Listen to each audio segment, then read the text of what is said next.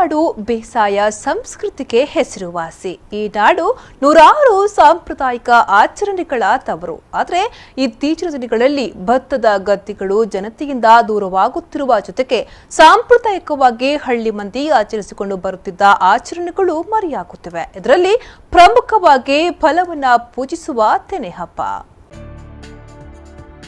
ಎಣಿಲು ಕೊಯ್ಲು ಆರಂಭಕ್ಕೆ ಮುನ್ನ ತೆನೆಗೆ ಪೂಜೆ ಮಾಡಿ ಅದನ್ನ ಮನೆಗೆ ತರುವ ಈ ಹಳ್ಳಿಯ ಮನೆಯ ಹಬ್ಬ ಈಗ ಬಹುತೇಕ ಮರೆಯಾಗಿದೆ. ಇದರೊಂದಿಗೆ ಹೊಸ ಅಕ್ಕಿ ಪುದ್ವಾರ್ ಊಟ ಕೂಡ ಹೇಳ ಹೆಸರಿಲ್ಲದಂತೆ ಕಾಣದಾಗಿದೆ. ಎಣಿಲು ಕೊಯ್ಲು ರೈತ ವರ್ಗಕ್ಕೆ ಅತ್ಯಂತ ಆನಂದದಾಯಕ. ಕಾರಣ ಮಳೆಯ ತೀವ್ರತೆಯಿಂದ ಕಂಗಾಲಾಗಿದ್ದ ರೈತ ಕುಟುಂಬಗಳಿಗೆ ಆರ್ಥಿಕ ಶಕ್ತಿಯನ್ನ ತುಂಬುವುದು ಎಣಿಲು ಕೊಯ್ಲು. ಹಿಂದೆ ಮಳೆಗಾಲದ ಕಷ್ಟ ದಿನಗಳು, ಒಂದು ಹೊತ್ತಿನ ಊಟಕ್ಕೂ ತಾತ್ವಾರದ ಪರಿಸ್ಥಿತಿ.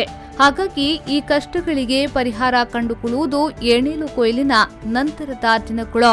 ಈ ಹಿನ್ನೆಲೆಯಲ್ಲಿ ಭೂಮಿ ತಾಯಿಯೊಂದಿಗೆ ಫಲ ತುಂಬಿ ನಿಂತ ಭತ್ತದ ತೆನೆಗೆ ಪೂಜೆ ಮಾಡಿ ಮನೆ ತುಂಬಿಸಿಕೊಳ್ಳಲಾಗುತ್ತದೆ. ಸಾಮಾನ್ಯವಾಗಿ ಸೆಪ್ಟೆಂಬರ್ ತಿಂಗಳ ಸಂಕ್ರಮಣ ದಿನದಂದು ಹಳ್ಳಿ ಜನತೆ ಈ ಹಬ್ಬ ಮಾಡ್ತಾರೆ. ಕೆಲವರು ಸಂಕ್ರಮಣ ಕಳೆದು ಬರುವ ಮೊದಲ ಶುಕ್ರವಾರನೇ ತೆನೆ ಹಬ್ಬ ನಡೆಸ್ತಾರೆ. ಮುಂಚಾನೆ ಎದ್ದು ಹೊಲಕ್ಕೆ ಹೋಗಿ ಒಂದಷ್ಟು ತೆನೆಗಳನ್ನ ಕೆತ್ತು ಅದನ್ನ ಗದ್ದೆಯಲ್ಲಿಯೇ ಇಟ್ಟು ಬರ್ತಾರೆ. ನಂತರ ಮನೆ ಮಂದಿ ಸೇರಿಕೊಂಡು ಗದ್ದೆಗೆ ಹೋಗಿ ಭತ್ತದ ತೆನೆಗಳನ್ನ ಹಿಡಿದುಕೊಂಡು ಪೊಲಿ ಎರಡ್ ಎಂದು ಹೇಳುತ್ತಾ ಮನೆಯಂಗಳಕ್ಕೆ ತರುತ್ತಾರೆ. ಅಲ್ಲಿ ಮೊದಲೇ ತಂದಿಟ್ಟ ಮರದ ಕಲಸೆ ಹಾಗೂ ಬಳ್ಳಿಯಿಂದ ಮಾಡಿರುವ ಮಿಜದಲ್ಲಿ ತುಂಬಿ ಅದರಲ್ಲಿ ಮುಳ್ಳು ಸೌತೆ ಹಾಗೂ ತೆನೆ ಕಟ್ಟಲು ಬಳಸುವ ದಡ್ಡಲ್ ಮರದ ನಾರು ಹಾಕ ಮಾವಿನ ಎಲೆ, ಹಲಸಿನ ಎಲೆ, ಬಿದಿರಿನ ಎಲೆ, ನೈಕಂಬು ಎಲೆ, ಇಲ್ಲಬೂರು ಎಲೆಗಳನ್ನ ಇಟ್ಟು ಸಾಂಪ್ರದಾಯಿಕವಾಗಿ ಧೂಪ ಹಾಕಿ ಪೂಜೆ ನಡೆಸ್ತಾರೆ. ಬಳಿಕ ಅದನ್ನ ಮನೆ ಮಂದಿ ಸೇರಿಸಿಕೊಂಡು ಪೊಲಿ ಎಂದು ಹೇಳುತ್ತಾ ಮನೆಯೊಳಗೆ ಸೇರಿಸ್ತಾರೆ. ಸಾಮಾನ್ಯವಾಗಿ ಇದು ದೈವಗಳ ಕೋಣೆಯಲ್ಲಿ ಇಟ್ಟು ಅಲ್ಲಿ ಭತ್ತದ ತೆನೆಯಿಂದ ಹೊಸ ಅಕ್ಕಿ ತೆಗೆದು ಮತ್ತೆ ದೀಪಕ್ಕೆ ಹಾಕಿ ಪೂಜೆ ಮಾಡ್ತಾರೆ. ಕೆಲವು ಮಂದಿ ಇದೇ ಕೋಣೆಯಲ್ಲಿ ಭತ್ತದ ತೆನೆಗಳನ್ನ ಇರಿಸಿದ್ರೆ, ಕೆಲವರು ಕಲಸೆ ಮತ್ತು ಮಿಜದ ಜೊತೆಗೆ ಈ ತೆನೆಗಳನ್ನ ಇಟ್ಟು ಅಟ್ಟಕ್ಕೆ ಸೇರಿಸ್ತಾರೆ. ಅದಕ್ಕೂ ಮೊದಲು ಭತ್ತದ ತೆನೆಗಳನ್ನ ವಿವಿಧ ಎಲೆಗಳಿಂದ ಸುತ್ತಿ ನಾರು ಹಗ್ಗದಿಂದ ಬಿಗಿದು ತೆಂಗು ಕಂಗು ಮನೆಯ ಮಾಡು ತಾವು ಬಳಸುವ ವಾಹನಗಳಿಗೆ ಕಟ್ಟುವ ಕ್ರಿಯೆಯು ನಡೆಯುತ್ತದೆ.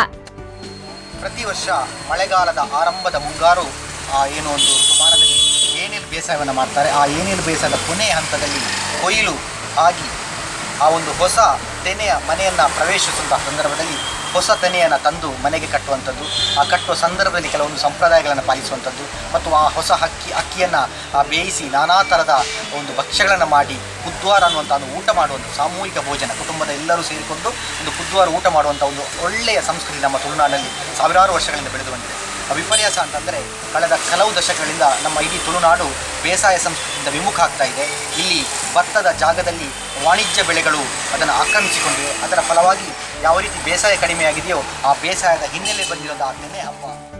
ಇಂತಹ ಆಚರಣೆಗಳು ಪ್ರಸ್ತುತ ಹಳ್ಳಿ ಜನತೆಯಿಂದಲೂ ದೂರವಾಗ್ತಿದೆ. ಇದಕ್ಕೆ ಪ್ರಮುಖ ಕಾರಣ ರೈತ ವರ್ಗ ಭತ್ತದ ಬೇಸಾಯವನ್ನ ದೂರ ಇಟ್ಟದ್ದು, ಅಡಕೆ ಬೆಳೆಯನ್ನ ನಂಬಿ ಬದುಕುತ್ತಿರುವುದು. ತುಳುನಾಡಿನಲ್ಲಿ ಸಾವಿರಾರು ವರ್ಷಗಳು ಬೆಳೆದು ಬಂದ ಬೇಸಾಯದ ಸಂಸ್ಕೃತಿ ನಮ್ಮಿಂದ ಮರೆಯಾಗುತ್ತಿರುವುದು ವಾಸ್ತವಿಕತೆಯ ದುರಂತ.